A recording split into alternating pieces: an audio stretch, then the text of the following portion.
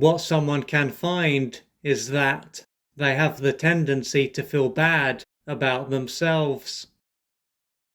And it might not matter what they do or how they live their life, as it might not change the sense of badness that they often experience.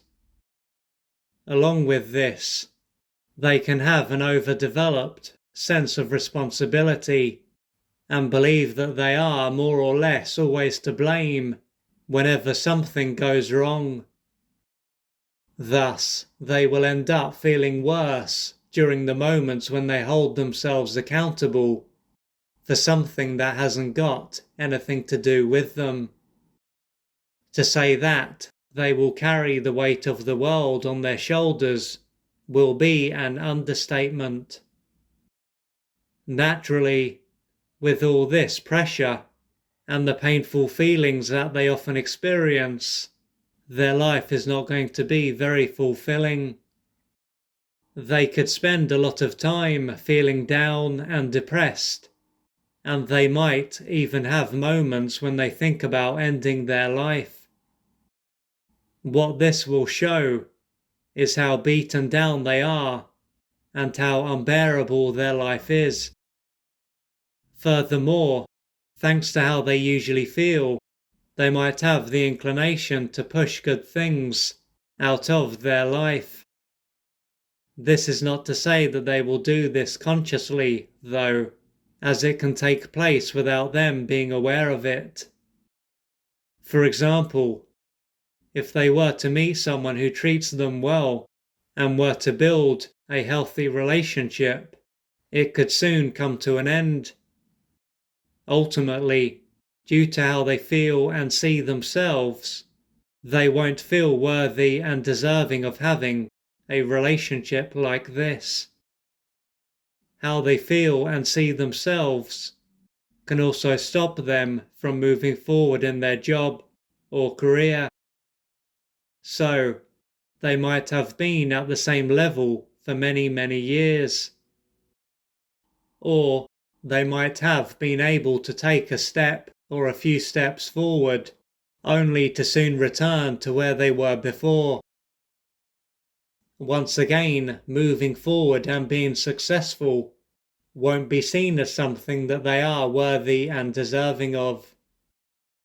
After experiencing life in this way for however long, and getting to the point where they can't tolerate it anymore, they could start to wonder why they feel so bad about themselves, and are to blame for just about everything bad that happens.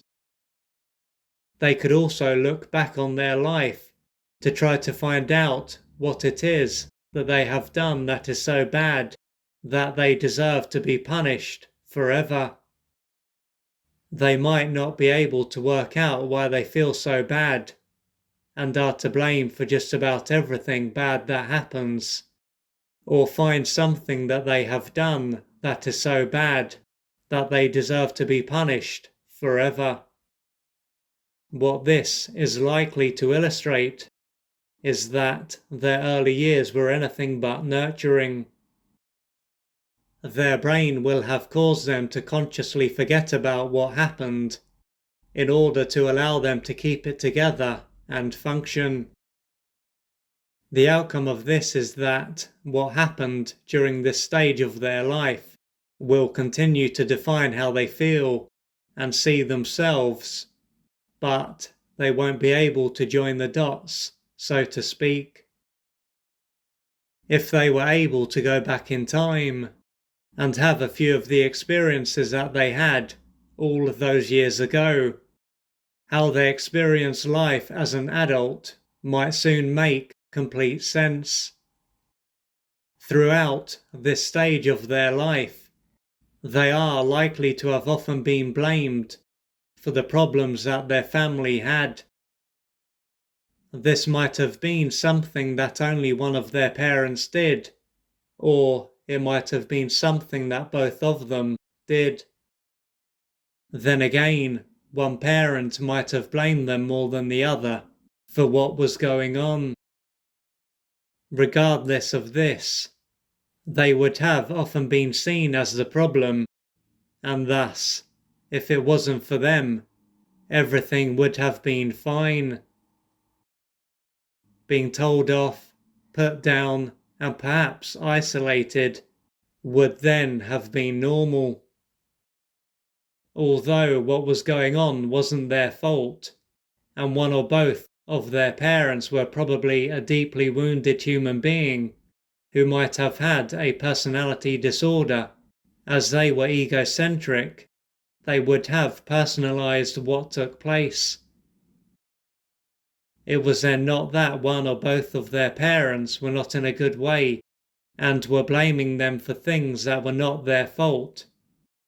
No, it was that they were bad and deserved to be punished.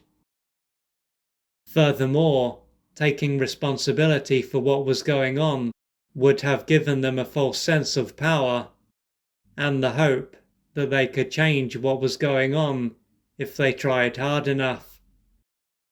But as they were not to blame for how they were being treated, and one or both of their parents were not in a good way, it wouldn't have mattered what they did.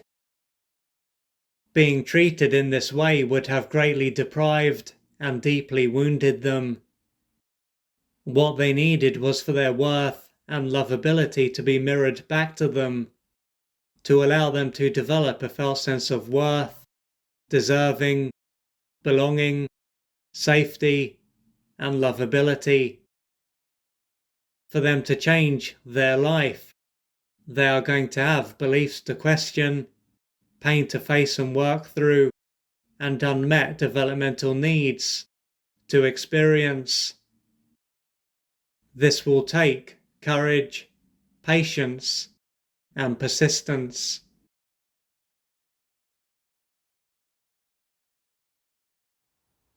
If you would like to find out more about the services that I offer, please go to www.oliverjrcooper.co.uk or email me at info@oliverjrcooper.co.uk, and I'm looking forward to assisting you on your journey.